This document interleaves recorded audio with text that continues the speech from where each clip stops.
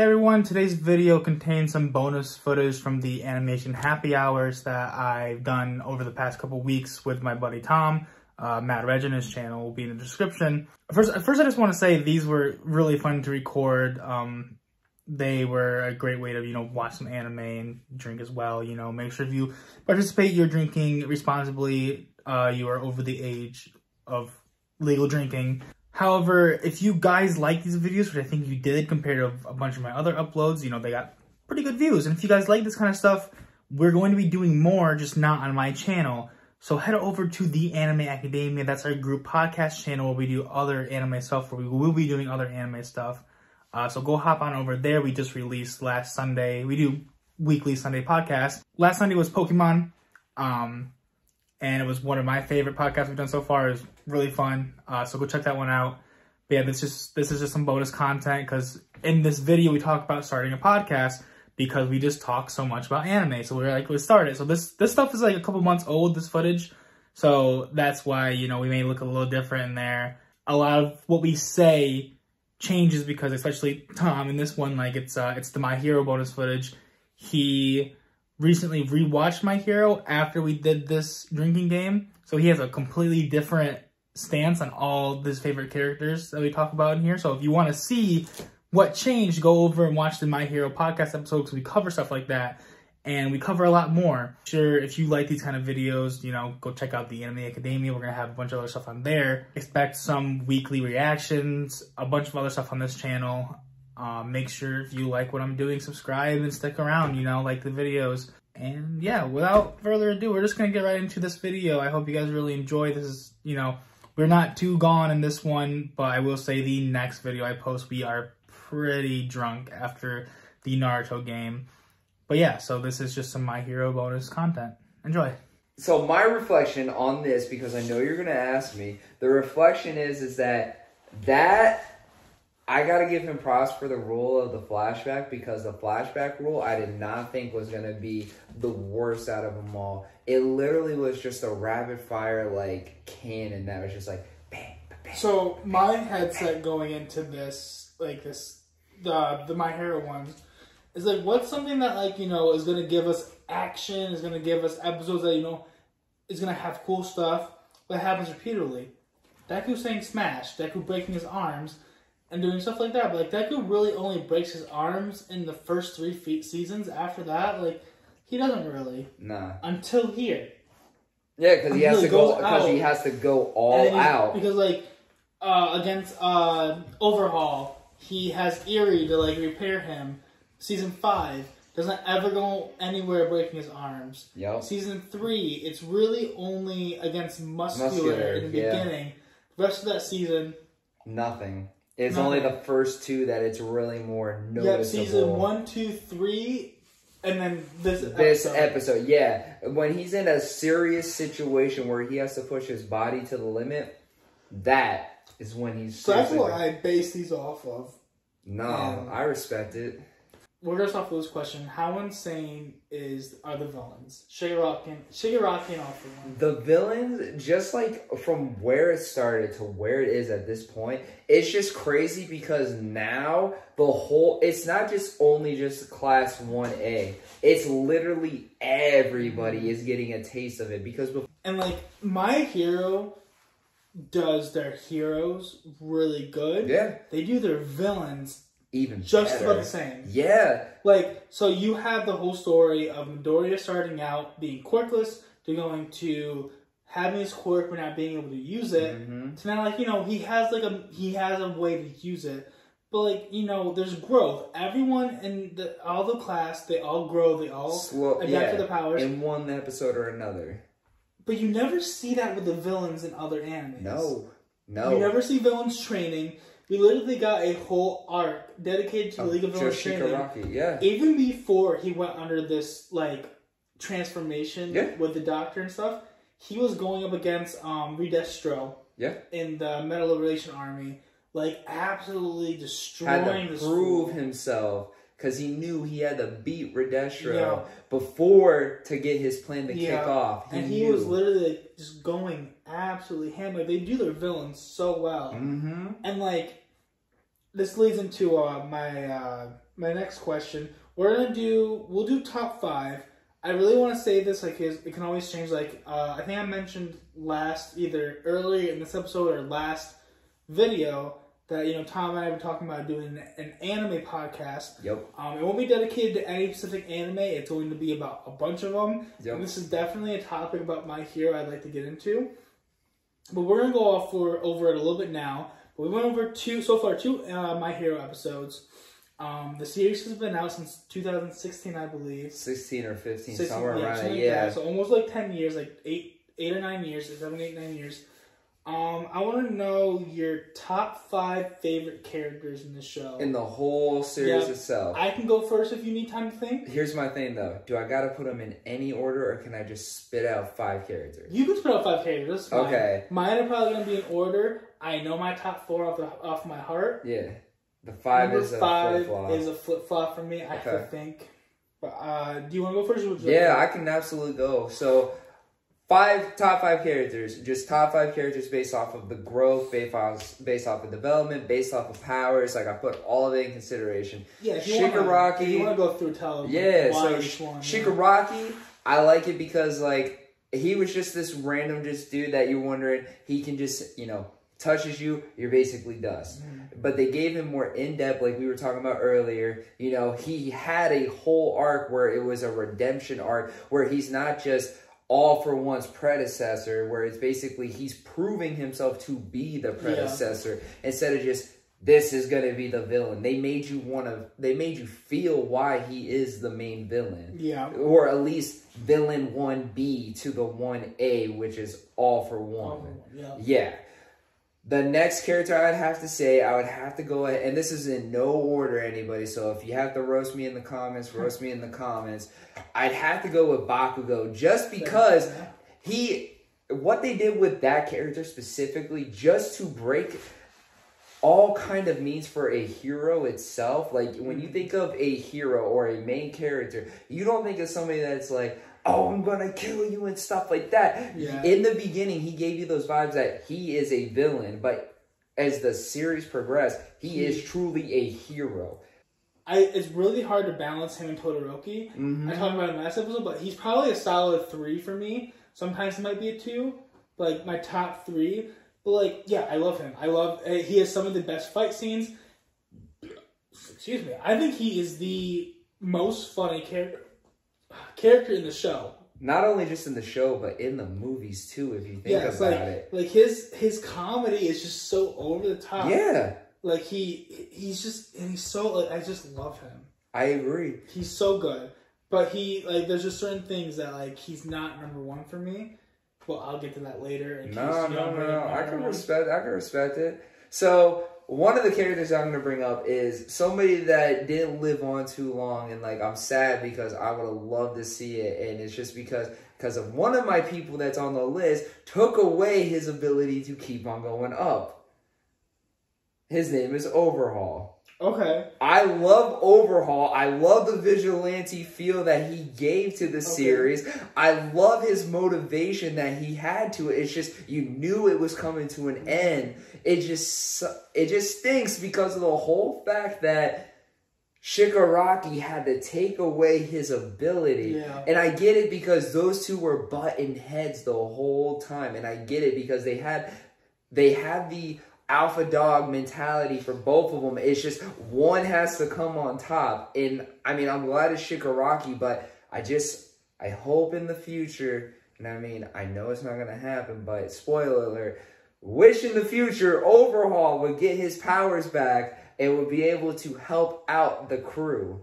Because because his motivations were blinded, and that was the reason why I like him. Because if he was led into the right direction, he would be such a huge asset to the heroes itself. Oh my God, so much. Season 6, Deku versus Lady Nagant, beats her, takes Overhaul. He's like, let me go talk to my grandpa. Yeah. And he's like, go talk to Eri first, apologize.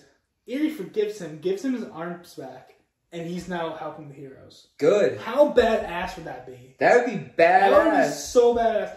And I agree, like, he's not in my top 5, but Overhaul, it's probably top 3 10, for 10. villains for me. Yeah, no, facts. That's what I'm saying. And like, you know, my villains really like. One of my top 5 is a villain, but it's Shigaraki. Yes, Shigaraki. I'm not. Everybody knows. You brought him up, right? Yeah, I brought Shigaraki. I think is my number 5 on my list. Because, like, you know, I really want to be more inclusive to just not students. Just not heroes and students, yeah. I want to bring in more pro heroes, but, like, the students just carry so hard. That's what I mean, though. Like, you want to give respect to the pro heroes, but at the same time, are just, like, that's what I mean. They bring the next generation to a bright future. Even before I touched him, like, I love All Might. He's so badass. Before I even touched any of the pro heroes, Shigaraki has become just like, because you brought him up earlier, so I'm going to talk about him a little bit now. You're good. But Shigaraki came from like this little tiny gamer boy, like you know, making gaming references in the USJ arc. Yeah. Literally like this scrawny little weird guy. Yeah. And now he's like a menace to society. Facts. He is Black literally Air Force energy. One of the scariest villains I ever came across. Like, like he may not be as powerful as, say, Black Frieza, Madara, all these guys, but he is just like his whole vibe. He's a different he's his own different level. His whole vibe just like gives off this such crazy energy. So if I have to choose one other one, see, and it's a little bit of a controversial pick. I gotta remember what his name is. He has a shadow that he uses as his... Tokiyami? Yeah, Tokiyami. See, he was the one hero that made me be like, okay, because I am not a protagonist kind of guy. I don't like protagonists because everybody puts them on a pedestal, and I just feel like they need to be put down a little bit. I love Midoriya. I love him so much.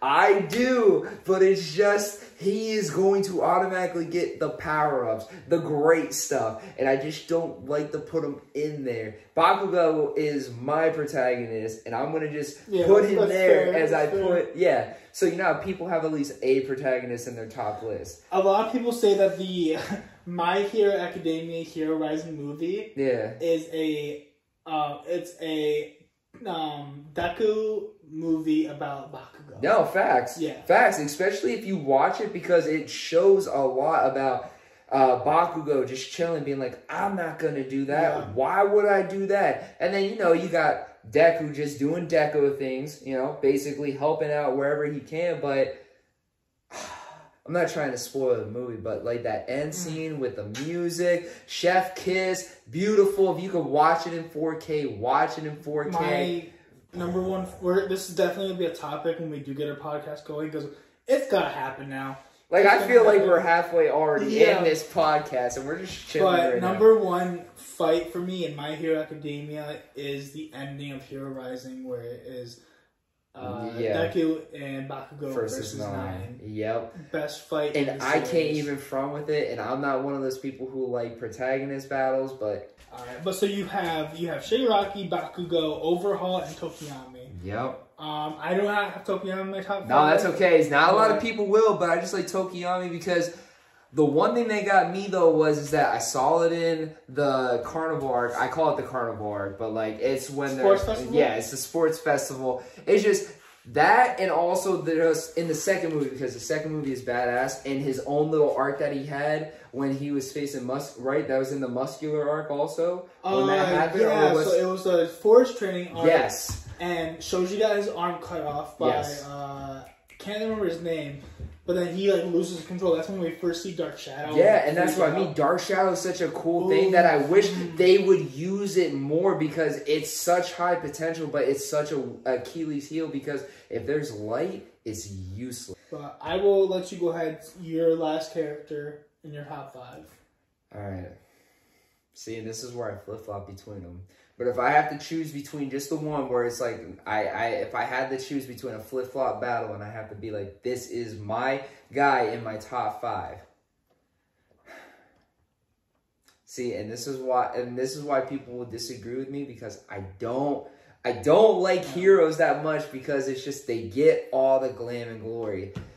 I'm going all for one, because that man literally breaks the mold. Yeah. He literally breaks the mold, regardless if he is in front of the scenes, behind the scenes. even if he's just using somebody as a vessel, Yeah. his hand is in every little aspect of the whole story of Deku. And that's where it's like, I don't know how you can't put him in your top 5. Like, I would love to put All Might there, but like I told you earlier, I would love to see an All Might, like, animation where it shows his early days. Yeah. I want to see that. I mean, what we saw in the Two Heroes movie. Right, exactly. But more. All for One's a great villain. Across all of anime history, he's going to stand out as one of the greatest villains. Facts.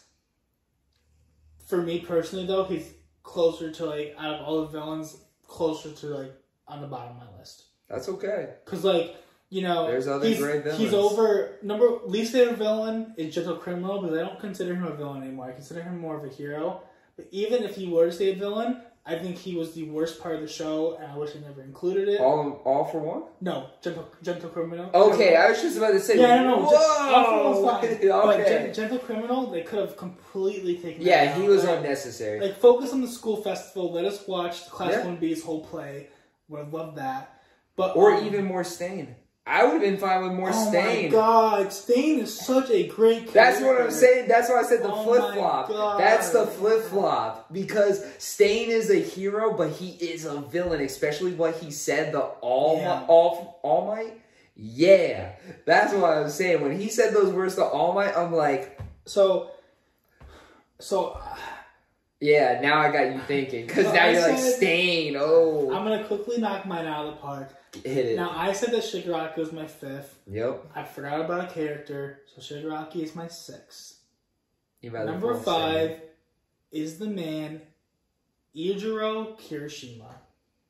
Hardening quirk, unbreakable. Nah, you right. When he came out with that, I remember, like, I never watched the manga at that point. You talking about when he went full beast mode? Where he's unbreakable. Like... He went against literally all rock looked like a monster. Yep. Like, I remember watching this for the first time. This is when Season 4 was just coming out. I never watched anything in the manga. I wasn't caught up at all. So I'm, like, just watching, like, you know, this is also the part where the Infinite 100 came out. I was like, what the hell is this? Like, no spoilers. It was, like, back in 2020, I think. So, like, TikTok was kind of relevant. Didn't really watch it. I was watching, I'm like, oh, it's Kirishima episode. That's cool. He's an alright character. Like, you know, literally, he was probably my top 3 for a while back then. Like, we were getting less Bakugo, less Todoroki, more him. Yeah, more other characters. He was like my 2 or 3. He's back down to my 5 now, but literally, like, him screaming, like, he doesn't have a flashy quirk. No. But screaming, Red Gauntlet! Or all of them just punching people, but, like, Unbreakable is such a cool quirk. Mm-hmm. And the fact that Horikoshi, the writer of the show, can take a quirk that is simple as hardening and develop it and make it so good. And like, that 1B also has one that's almost identical. Tetsu. But that's what I'm saying, that it's almost identical, that you can throw 2. You know what I'm saying? You can make not only just 1 cool, I would love you can make 2 cool. I would love, honestly, like, I get it, like, they need to be their own individual people. Yep. But I would love to see Tetsu do a, like, full Unbreakable. Unbreakable Tetsu. Like, maybe, like, make it a little different. He kind of did upgrade his quirk when he went against Todoroki in the 1A1 for 1B. And he was, like, you know, making himself so he could adapt to the heat. But, like, I don't know. I just love their chemistry. And I really think, like, their bromance is one special. Yeah, like, facts. Like, you have you know, of course, Kirishima and Bakugo, like, they have an unmatched romance. Mm-hmm. But then, like, over here, you have Tetsu and Kirishima. Like, there's something, like, they both scream, we are chivalrous. I can't say that. You good? We were drinking. We're good. People. But so Kirishima was my number 5. Number 4, I love her. She has to be there. Need to include some women in here. It is Otako Uraraka Uravity. She is best girl. I don't care what anyone says. You can all fight me. You know, she's my favorite female character. She's my favorite character. And, like, I just, you know, her development, nobody, like, a lot of people talk about Bakugo's, which I agree. He has the most. Even Endeavor has a lot of development. Nah, facts. But if you talk about any other character, if you look at her, she started with one of the most realistic goals in my hero, which was like, I want to be here to get money to support my family. Yeah. Like, Yeah, she was humble right off the bat. Yeah, I want to get money to support my family. Like, facts. Who doesn't? And now she's like, I want to be a hero to be there for heroes. Yep. When they need support characters. She wants to be that mage, the white mage. Of course, you know, the first couple seasons, she was written off as being Deku's love interest. Yeah. And then she kind of like, you know, the love's Your still ship there. interest. I'm a big, I think it's Izu Ocha, I think it's called. Yeah. Izuku X Ochako. I'm sorry if I'm botching it too, but I think that's what it is. Yeah, I'm a big fan of that, of course. Like, I just think they're a match made in heaven. But, like, the feelings are still there. She just sweeps it under the table because, like, Deku's chasing his own goals. Yeah, she's supporting it. She needs to chase hers. But I feel you. Yeah. She's supporting her. She wants to support his dreams so bad that her dreams are not anything relevant. And so she needs to, like, put that under the table. Yep. Too. And you only ever see it come out lately whenever she has a confrontation or thinks about Toga. Yep. Because Toga's always like, oh, you like him too and all this stuff. And that's when it comes out.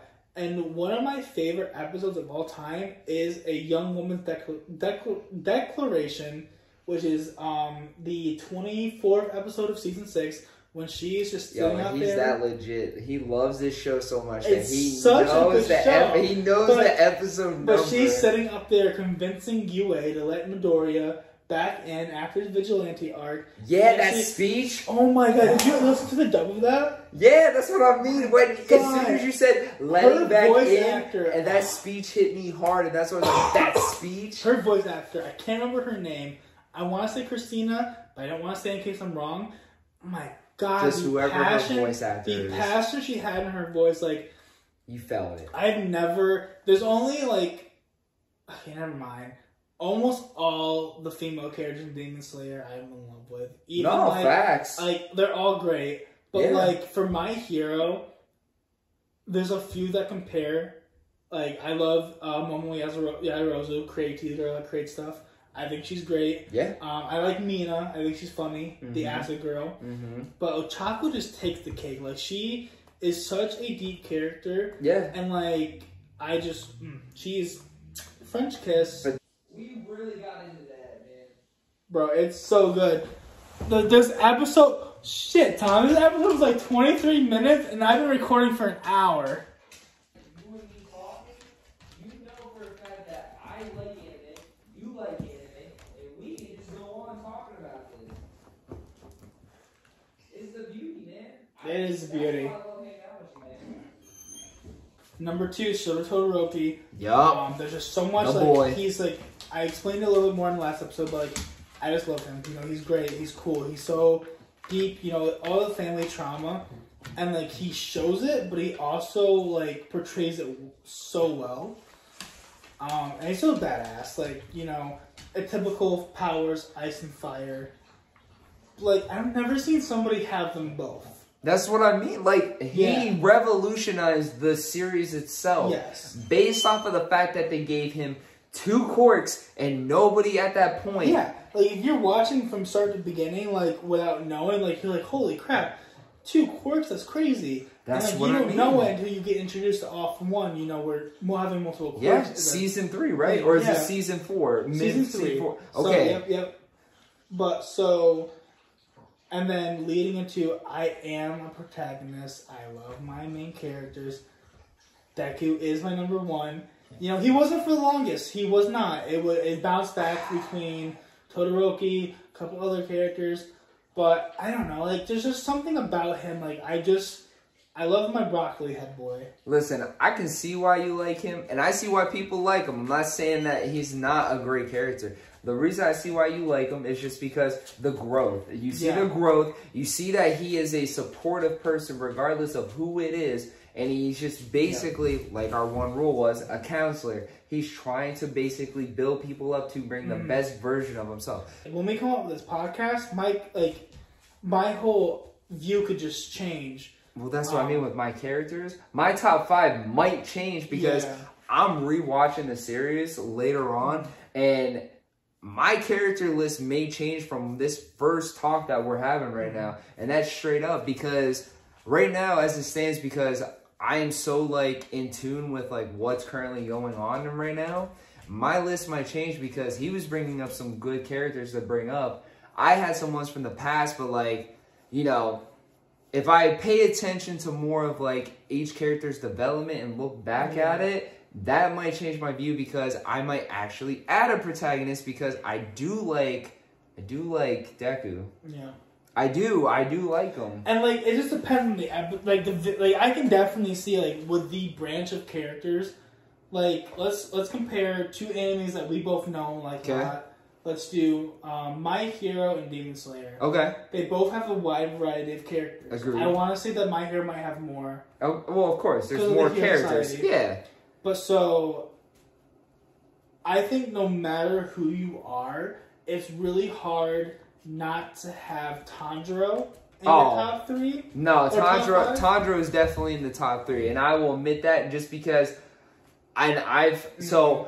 he introduced Demon Slayer to me, and I watched it, and I literally would message him and be like, dude, what is going on? Tanjiro is and I'm not even fronting with this, and I hate protagonists and putting them in my top list, but if I have to guess one character as my number 1, it's Tanjiro. The man is smart, the man is intelligent, he's such a kind-hearted soul that, like, you can't hate him.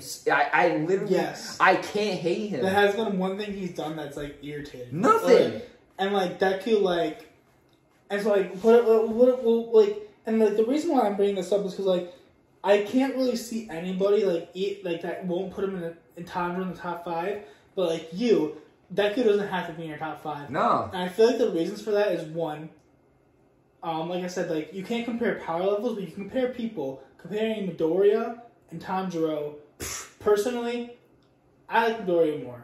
That's just because I like the anime more. Well, yeah. But looking at it, I can understand, like, Tanjiro's better, because, like, you know, for a while, like, my least favorite thing about Midoriya is the crying aspect, where he's, like, a crybaby. I mean, that's the beginning stage. He has no quirk. He doesn't know what to do. And, like, you know, like, yeah, compared to, like, seasons 1 to, like, 4, 1 to 3, like, he's crying quite a bit. Yeah. There's even parts where he cries with his moms about overreacting about stuff. Like, even in, like, season 4 or 5, like, he's with his mom for, like, Thanksgiving or, like, Christmas in an episode. Yeah. And he's just crying with her.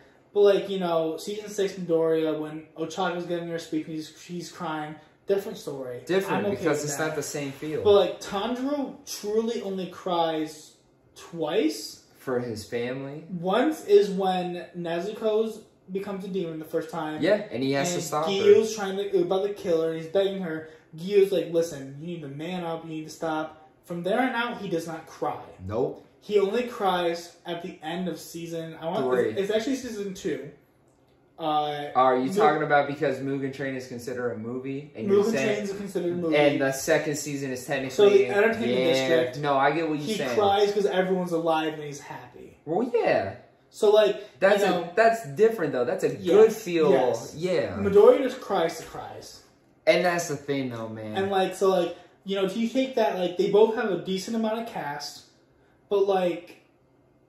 I feel like My Hero does such more of a better job at really boosting out other characters besides Midoriya. No, I agree. That it's hard to really choose the main character in your top 5, where Demon Slayer does. Like, you know, Inosuke and Zenitsu. Yeah. Zenitsu, hate him. I really don't like Zenitsu, I'm being honest. Like, I think he's cool, but I really do not care for Zenitsu. Inosuke, love him.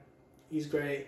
Inosuke is the boarhead guy. Yes, that's what I figured. Yeah. But like there's so many characters in it that like they don't really boost up as much. Right. No. And the show's still going. They're literally going into season 3 now. Yeah, and they're rolling with it. We literally saw the premiere, the movie premiere. Yeah, we want to go watch it together. There's only one thing that I'm sure you can agree with me on this. The one thing that was just a little disappointing is that we literally got what we can see at home for literally 3/4 of what we were watching. Yeah. Besides that, though, it was beautiful, amazing from what it was. We found that out beforehand. Like, you know, I was going to like, oh, it's a movie, Demon Slayer movie. I'm like, oh. I texted him like, you know, it's going to be like a recap. Yeah. And in the first hour, we were okay with this. Time to see each other. Yeah. And it was in the theaters. beautiful, animated. And there's actually people who are dressed up It was pretty Tanjiro and like Inosuke. I seen a couple people dressed up. I can't say their name. I don't want to botch it, but it was Love Hashira. Yes. All this stuff. I hope you guys enjoyed the video. Next week we will have the Naruto one coming out, which I said earlier. We were hammered in that one, and it gets a lot more fun in that one. But yeah, like I said before, go over and check out the Anime Academia if you like anime content and you want to see us sober, you know, so you can actually kind of understand us and we have our full collected thoughts. Talk about anime. We've done a My Hero. We've done an Attack on Titan. We've done a Pokemon. We have so many more up-and-coming animes, and we're going to do repeats. Not repeats, but we're going to dive deeper into those past animes we've already done and different subjects. Like, we're excited. We're very passionate about it. This is a great project we started, and I would love for you guys to go over and check us out and give us some love. And go over and check out Tom, too, the Mad Reggin channel. He's been killing it with the game. He does reaction videos. He does a little bit of gaming here and there, and he's just, he's doing so great. I'm so happy for him. So go check him out. And if you want to see me play video games, go check out Lord Pickle. That's my gaming channel. I upload weekly gaming videos on there. So just go check out all the channels. And I hope you guys have a great rest of your day. And I will see you next week for the next Animation Happy Hour bonus footage.